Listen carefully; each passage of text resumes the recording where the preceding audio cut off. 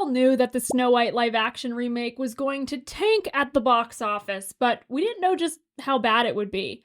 And now, the director's son is blaming the lead actress Rachel Zegler for the disaster.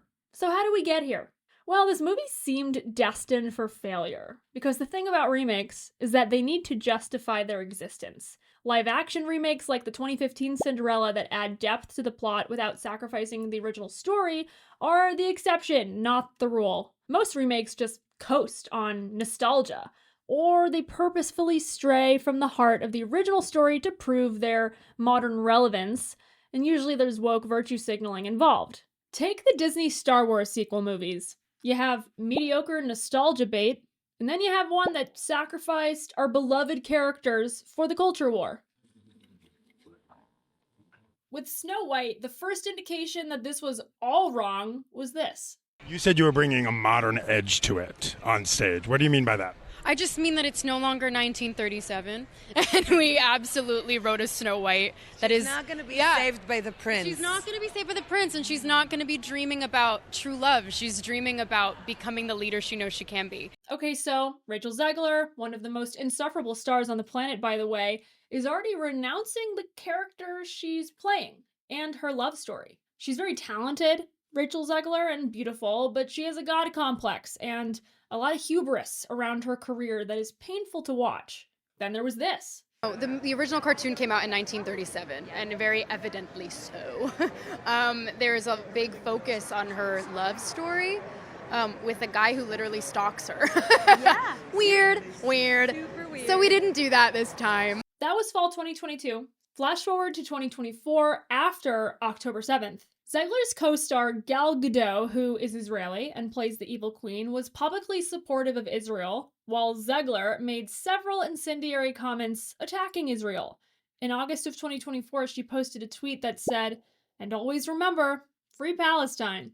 This tweet made such a splash that the film's director, Mark Platt, who is also Jewish, apparently flew across the country to attempt to convince her to take it down. Of course, Zegler refused. And just a few days ago, Mark Platt's son Jonah chimed in, quote, "You really want to do this?" He wrote in the comments on Instagram, "Yeah, my dad, the producer of an enormous piece of Disney intellectual property with hundreds of millions of dollars on the line, had to leave his family to fly across the country to reprimand his 20-year-old employee for dragging her personal politics into the middle of promoting the movie for which she signed a multi-million-dollar contract to get paid and do publicity for.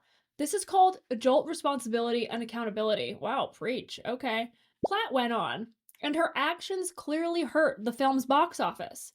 Free speech does not mean you're allowed to say whatever you want in your private employment without repercussions. He's right. He keeps going.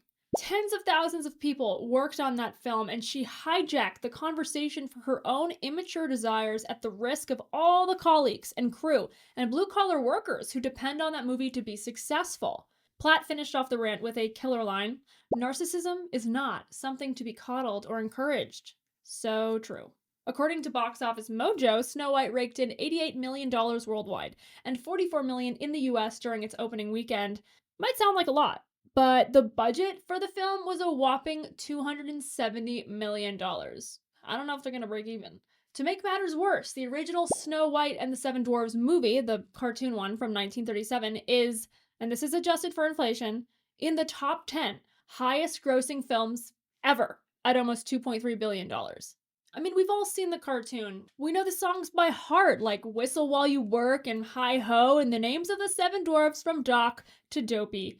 The fact that Disney couldn't tap into a century's worth of nostalgia to break even the first weekend is embarrassing. Now, if so much attention weren't drawn to the remaking of Snow White, parents and grandparents would probably still bring their little girls all dressed up in their princess gowns to the movie theater because it's a cute, family-friendly film, in theory. But now it'll go down as a film that's tainted with political drama. It's a real shame, real waste of money. Hello, Disney. You're going to have to redo your film again because this woman is a pig and you fired Gina Carano for far less than this nonsense. Progressives aren't used to not getting their way, though, and another great example of this is the arsonist who decided to attack Tesla dealerships and might now be facing domestic terrorism charges. If you want to learn more about that, you should watch this video next.